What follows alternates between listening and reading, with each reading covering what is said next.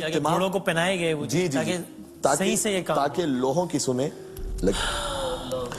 جب لاشیں پامال ہونے والے تھے تو حبیب ابن مظاہر جو امام حسین علیہ السلام کے دوست تھے ان کے لشکر میں، لیکن ایسا تقریباً کربلا کے ہر شہید کے ساتھ معاملہ تھا کہ اس کے قبیلے کے خاندان کے کچھ لوگ اس طرف بھی تھے۔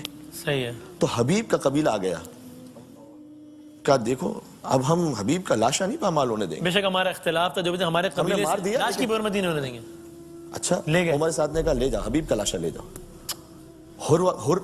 وہ تو تھے ہی یزید کے لشکر میں، پھر بعد میں امام حسین علیہ السلام کے لشکر میں، ان کے طرفدار بھی آ گئے، ان کے طرفدار بھی آ گئے۔ ہم حر کا لاشا نہیں پامال ہونے دیں گے، لے جاؤ۔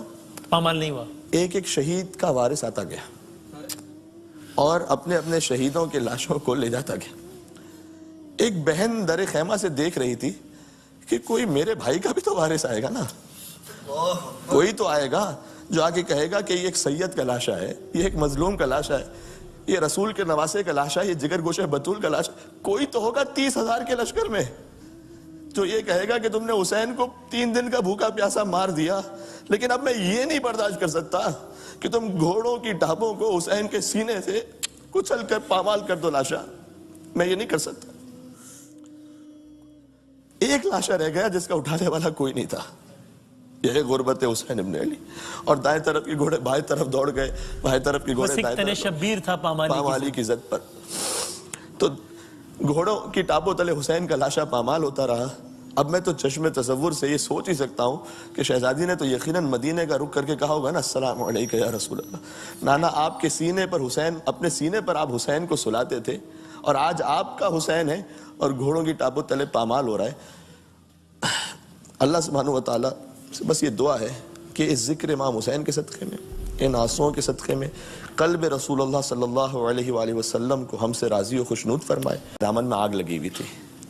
اب شام غریبہ کی کتنی داستانیں پیش کرے انسان، ایک داستان اٹھاتے ہیں دوسری داستان پہ جاتے ہیں، کہتے ہیں اس سے بڑا ظلم کیا ہوگا، اس کو ختم کرتے ہیں دوسری طرف جاتے ہیں، کہتے ہیں اس سے بڑا ظلم کیا ہوگا۔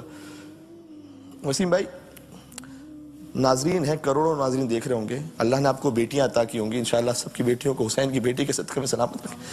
4 سال کی بچی اگر کہیں سڑک پہ مجھے باہر نظر آ جائے نا، کسی کی بھی ہو، اور وہ رو رہی ہو اکیلی، تو میں جا کے اسے پوچھوں گا ضرور، بیٹا کیا ہوا، بیٹا کیا ہو گیا، بیٹا کیا ہو گیا۔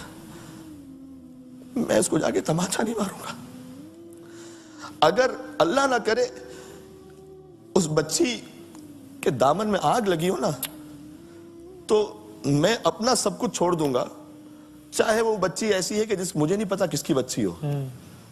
تو ایک بچی تھی جس کے دامن میں آگ لگی تھی اور پانی نہیں تھا، پانی نہیں تھا تو آگ کیسے بجھتی؟ تو حمید ابن مسلم نے آ کر کہا کہ میں آگ بجھاتا ہوں، ہاتھ پکڑ کر اہتمام کر کے، تو فوراً پیچھے ہٹ گئی بچی، کہا میں آل محمد سے تعلق رکھتی ہوں، کوئی نامحرم میرے جسم کو ہاتھ نہیں لگا سکتا، اللہ رے شریعت کا خیال، شریعت کا خیال ان تمام مصائب میں۔ تو اس نے کہا نہیں بی بی میں فقط دامن پکڑ کے آگ بجھا دوں گا۔ جب اس نے آگ بجھا دی تو بی بی نے ایک بات کہی، کہا کہ تو پہلا